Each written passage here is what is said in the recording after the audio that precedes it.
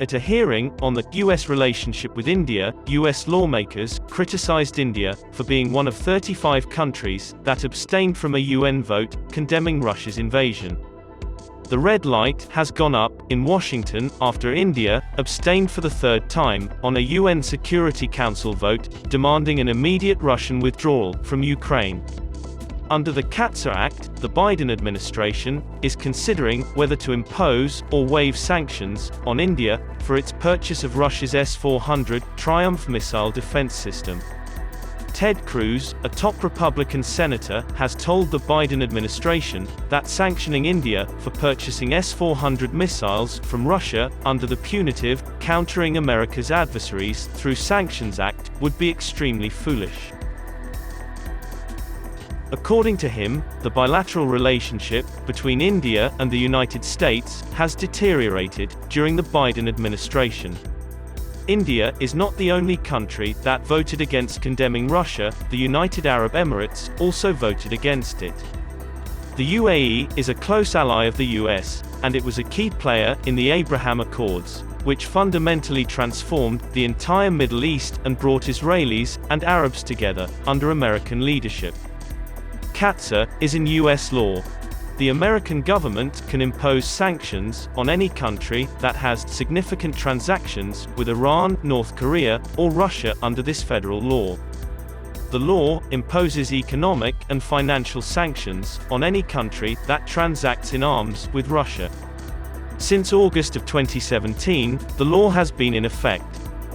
During India's External Affairs Minister S. Jaishankar's official visit to the United States in 2019, he strongly maintained India's right to purchase Russia's S-400 missile defense system, despite U.S. sanctions threats. He stated, "We don't want any government telling us what to purchase or not buy from Russia, any more than we want any government telling us what to buy or not buy from America. That freedom of choice is ours, and we believe it is in everyone's best interests to acknowledge it." So, what happens if US imposes CAATSA on India? CAATSA puts India in a difficult position because India has long relied on Russian military logistics after being rejected by many other Western countries. However, Russia's invasion of Ukraine has complicated matters. Washington has been somewhat understanding because India has diversified its defense procurement in recent years, reducing its reliance on Russia to some extent, which is one of the conditions for obtaining a CAATSA waiver. CAATSA Section 235 lists a total of 12 types of sanctions, with experts believing that 10 of these restrictions will have little or no impact on India's current relations with Russia or the United States. However, 2 of these sanctions will have an impact on the Indian economy. The first of these restrictions is a prohibition on banking transactions, which, if applied to India, will make it difficult to pay in US dollars. At the same time, the second ban is related to exports and may have an impact on relations between the United States and India. Through this ban, the US can refuse to grant licenses and accept exports for any goods under its control. The sanctions will have a greater impact on the United States than on India.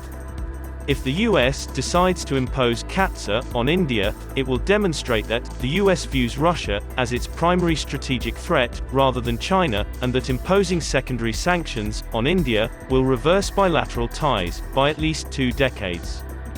CAATSA sanctions could have a detrimental effect on India's strategic partnership, while also failing to achieve the intended goal of deterring Russian arms sales.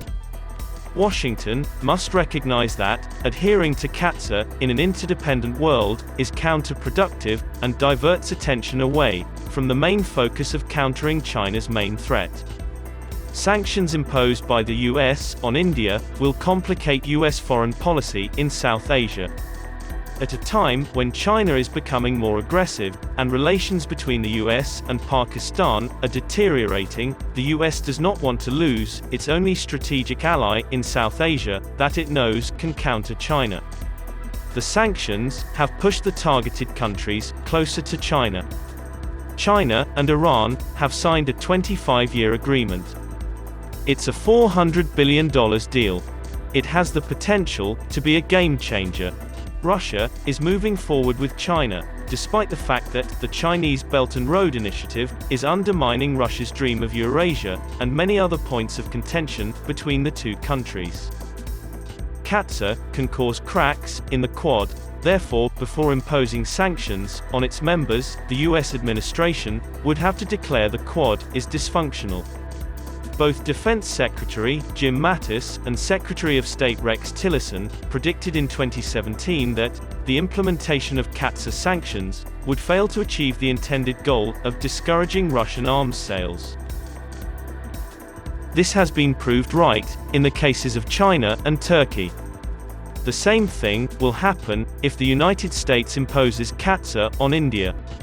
It is therefore critical for the United States to reconsider the effectiveness of CAATSA before it further harms India-US relations and benefits Russia, not just in terms of arms sales but also in terms of bilateral relations.